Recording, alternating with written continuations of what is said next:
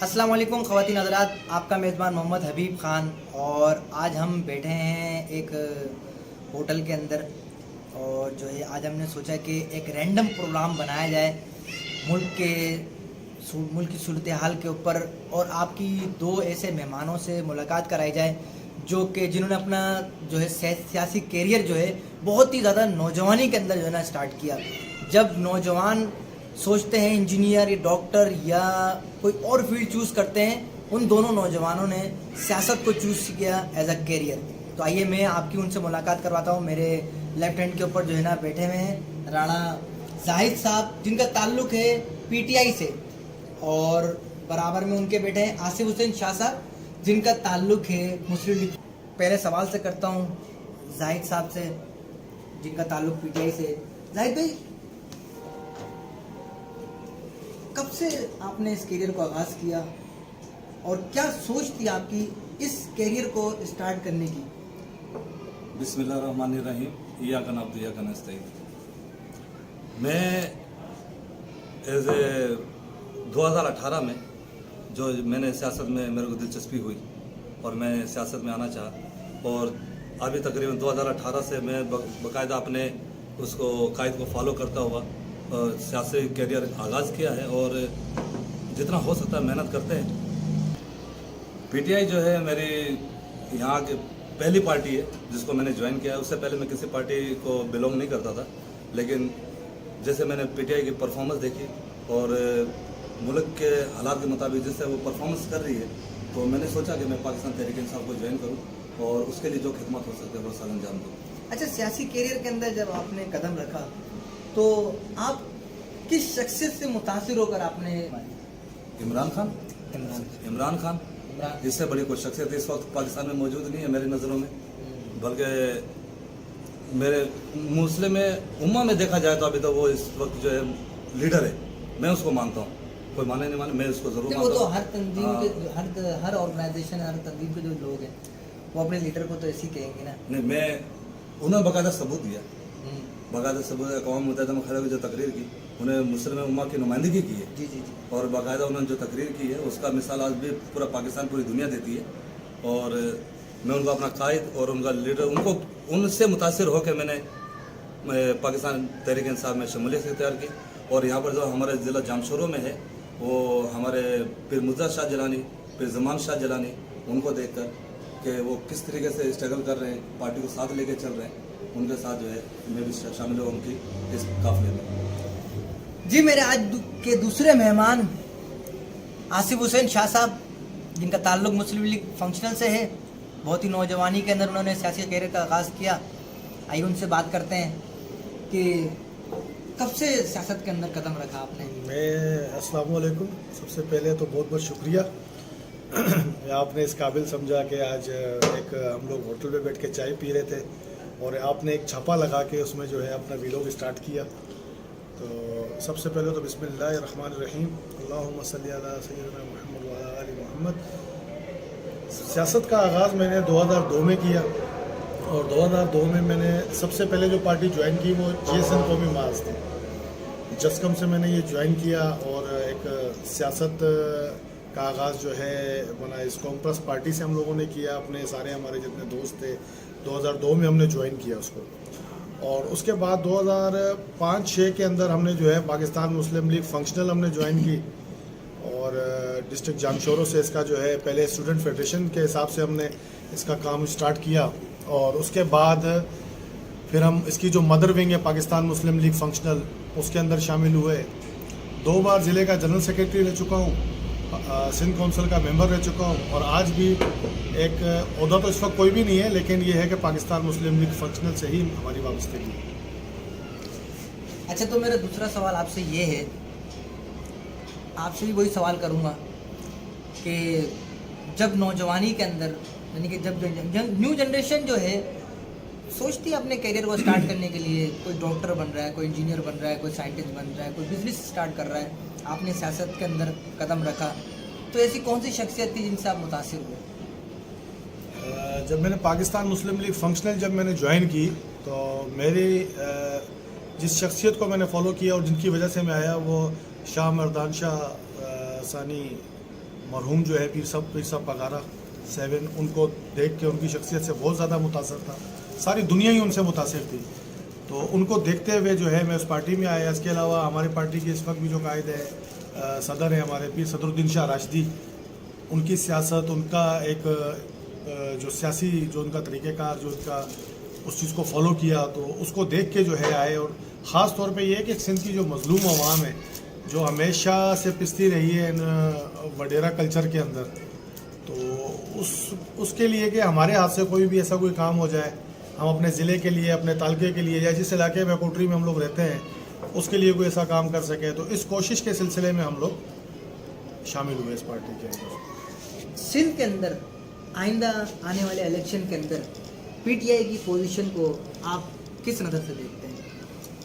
हमारी नज़र में पीटीआई की पोजीशन बहुत अच्छी है, और जो अभी हालात चल रहे हैं जिस मुताबिक, तो उसने जो है पीपल्स पार्टी का पोल तो बिल्कुल खोल कर रख दिया। इस जो हम दोनों की अब जो सैलाब आया था, जो अभी सानिया और बहुत लोग समझो कि इसमें अपनी जान से गए, बहुत से लोग शहीद हुए, अल्लाह उनको मग़फ़िरत फरमाए, लेकिन इसने पीपल्स पार्टी का पोल खोल कर रख दिया।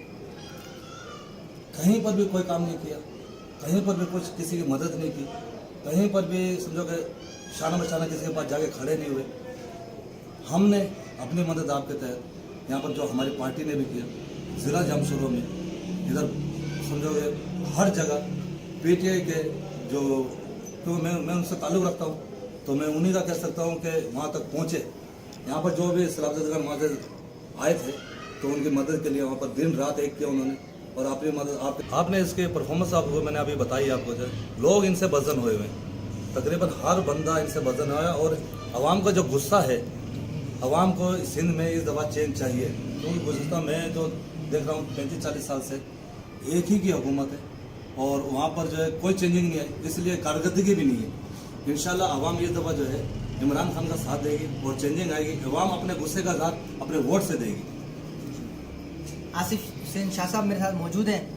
आसिफ भाई, आपसे मैं सवाल ये करूँगा कि सिंध के अंदर मुस्लिम लीग फंक्शनल हर साल जो है सीटें निकालती है, इस इलेक्शन के अंदर आप क्या पोजीशन देख रहे हैं मुस्लिम लीग फंक्शनल? ये जो मौजूदा अभी आने वाला जो इलेक्शन होगा, इसके अंदर एक सीधी सी एक सीधी बात जो नज़र आती है, जिस तरह ये सैलाब की वजह से, जैसे जाहिद साहब ने भी जिक्र किया, बहुत अच्छी बात की कि पीपल्स पार्टी के इन्होंने पोल खोल दिया। पोल खोल दिया, और असल में क्या है कि आवाम तकलीफ में है, आवाम अपनी फैमिलियों के साथ रोडों के ऊपर बैठी है, भूखे प्यासे बैठे हैं, उनकी कोई इमदाद नहीं की गई, कोई मदद नहीं की गई। तो इसका गुस्सा हमें यकीन है। देखें, सिंध के अंदर अगर सेकंड ऑप्शन है तो वो पीटीआई है या हमारा जीडीए।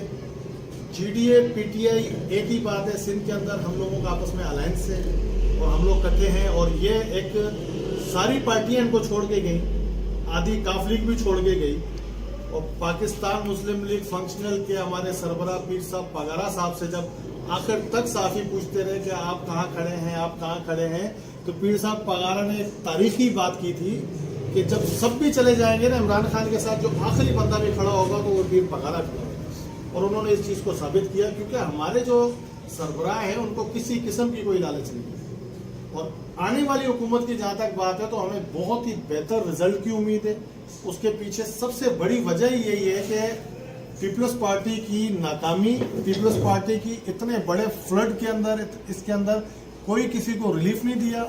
इवन के जो भी ऐसी चीज़ें आई गई, जो भी इस तरह की चीज़ें इमदाद की मिली, वो सारी की सारी इनके मुकामी नुमाइंदे, ऊपर बड़े मगरमच्छ, उसके बाद छोटे मगरमच्छ खा गए। इसके अलावा अगर सिंध के अंदर काम किया तो फलाही तंजीमों ने किया, NGOs ने किया, आप जैसे सोशल वर्कर्स ने किया, इस तरह PTI ने काम किया।